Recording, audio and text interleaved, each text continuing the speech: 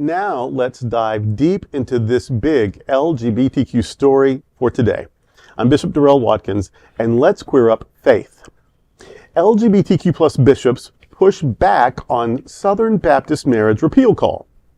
The Southern Baptist Convention has once again taken aim at LGBTQ rights, this time by overwhelmingly passing a resolution urging the U.S. Supreme Court to overturn its landmark 2015 decision that legalized same-gender marriage nationwide. But queer faith leaders are not staying silent. In a strong and heartfelt response, the Council of Bishops of the Global Justice Institute is calling out what they see as a dangerous and demoralizing attack on queer families. Their message is clear. Marriage equality isn't just a legal matter, it's about lives, families, and dignity. The Council also turned the tables with a powerful symbolic proposal, a petition demanding the annulment of all Southern Baptist marriages. Quote, if Southern Baptists wish to deny our marriages, they too must recognize the impact of such discrimination, end quote. Signed by Bishops Pat Bumgardner, Robert Griffin, Jim Merritt, and me. The call to action urges allies to sign the petition, remind faith leaders of the golden rule, and stand for fairness, compassion, and equality. For the Council, this isn't about revenge, it's about visibility, justice, and protecting love. To sign the petition, and I really want you to, go to change.org and search for Invite LGBTQIAA+ community to demand annulment of Baptist marriages. I know it's a lot. It's Invite LGBTQIAA+ community to demand annulment of Baptist marriages. And more simply, you could go also to sunshinecathedral.org/news. I am very proud of this statement, not only because I'm on the Council of Bishops that has done this, but I actually proposed it. I could have just done it from the Sunshine Cathedral, but I asked my fellow bishops maybe want to get this. So I proposed it, and they were like, oh, 100% let's do this. So that, because as soon as I saw it, I just thought, and it's kind of in a snarky way. Well, we should annul their marriages. And then I'm like, wait, we should annul their marriages, and it took off that way. Now, of course, this isn't going to happen. We don't even really want it to happen. But what we are making a statement that you are acting as people's lives don't matter. You're acting as if their loves and their families and their existence and their identities are for you to decide. What if the tables were turned? And that's the whole point of that. And if it doesn't get them to think differently, I hope it'll at least get other people to think differently, that we're talking about humans, and maybe other people don't get to decide that your life is or isn't worthwhile. Yeah. And I think it's great that you're doing it, because you're right, like it's not going to really happen, but it's definitely a good point to make.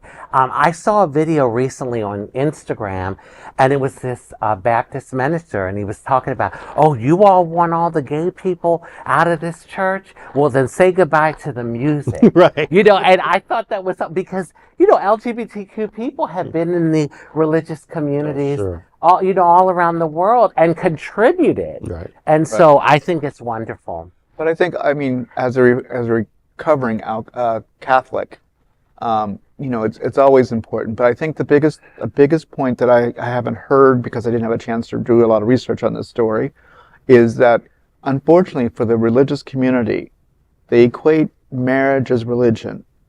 And the 2015 decision had nothing to do with religion. Exactly. The word marriage is only being used because the federal government requires us to use that term for the benefits of the decision. The recognition of the relationship, the recognition of the health care, the recognition of inheritance and the financial conjoining of finances, property ownership, all of those vast pieces and parts. And it's just sad that the religious community can't quite get past their single term definition and understand that marriage has 1,000 different definitions based on the legality and the moment of the time. And you can get married by the county clerk, go right to the Baptist church, ask them to say a prayer over you, and they can refuse. They can say, no, we don't do that here. But because that's the religion part. And yes, in your religion, like, well, we don't baptize babies, or we don't serve communion to people who aren't members, or you make up whatever rule you want to. But this is a right. People have a right to marry and have families. And so you don't get to disrupt that right. You get to say, I won't bless it, That's your business, and I don't know anybody would want you to anyway.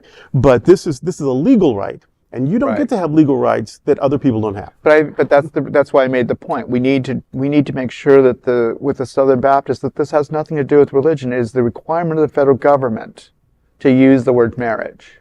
And I mean, I've said many times on this table before when talking about similar topics, the gay community has failed to make that distinction when we talk about marriage. Everyone's happy, I got married. And then when we get attacked by the religious community, we don't sit there and say, but it has nothing to do with blessings. It has to do with finances. It has to do with the rights of inheritance and taxation. But you know what? They don't want us to have that either. They're using religion as their beard to try to silence and dismiss us and get rid of us.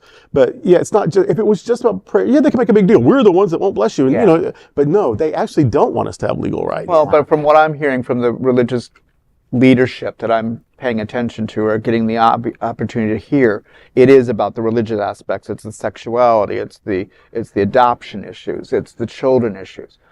But I think we need to just dig in our heels and really go out of our way to educate everybody that it has nothing to do. It's a separation of church and state. Yes, and it's a legal definition. And it's a definition because for 250 years, that's how finances, that's how inheritance, that's how property, that's how healthcare has been.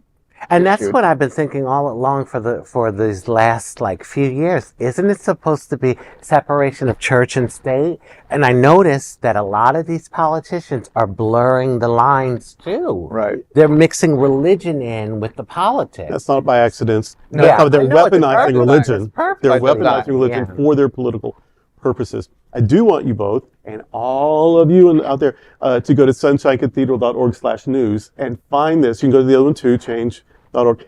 It's both places. You find it on my Facebook. I mean, it's everywhere. But find this petition and sign it, please. And that is a big LGBTQ story for today. There's no other queer nonprofit media platform like this in the entire world. Support our LGBTQ stories by subscribing and sharing Queer News Tonight.